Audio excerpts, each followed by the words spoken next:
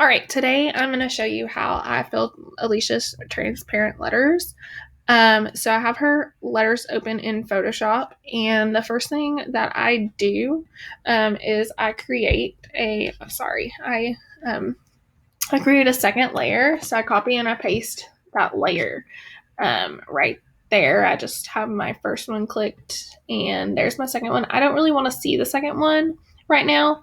I do that so that at the end, if I want it to be outlined in black, like her letters are, I can have it outlined in black.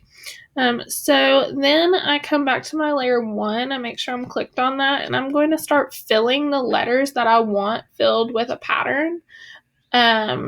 With just any color. Right here I have red so that it's like easy for you to see. I'm going to just show you A and B right now. I have to zoom in because there's like little tiny spaces that I need to fill with the color that I'm using, and so that the pattern will go into there.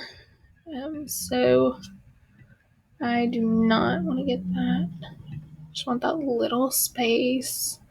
I scroll around until I find other spaces. I don't think I can actually fill that one because it's so small, but I can fill all the rest. So I'm going to zoom back out.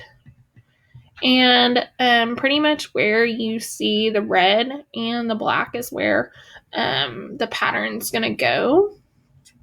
So if you wanted the pattern to go in the other places, you would need to fill those places as well. So I have some digital paper open right here. I'm just going to copy it and put it back into here. And I want it, if I'm looking, I want it in between layer 1 and my black layer 2, my alphabet set that I've hidden. And so I am going to come up here to layer, and I'm going to go to create clipping mask.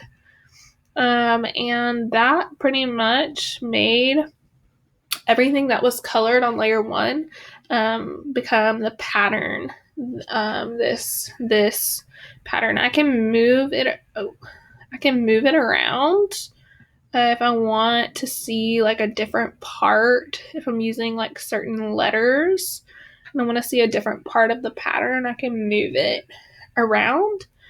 And then I can also put my black back on top if I want it to be black. If I wanted it to be like white or gray or gold, I can always change the color of it by just filling it with a different color. So that's how I do it in Photoshop. Personally, I save mine as a marble example, and I save them as a PNG file. And then I personally work in Silhouette Studio more often, so that's where I'm going to go and separate them. If you want to see me separate them in Silhouette Studio, I can make a video about that, but I just erase around them in Silhouette Studio so that they're like independent little letters. And then I can go and I can arrange them and place them with whatever other image I need to place them with. I hope this is helpful for y'all. If you have any questions, you can message me or have Alicia get in contact with me. So I hope this is helpful for y'all.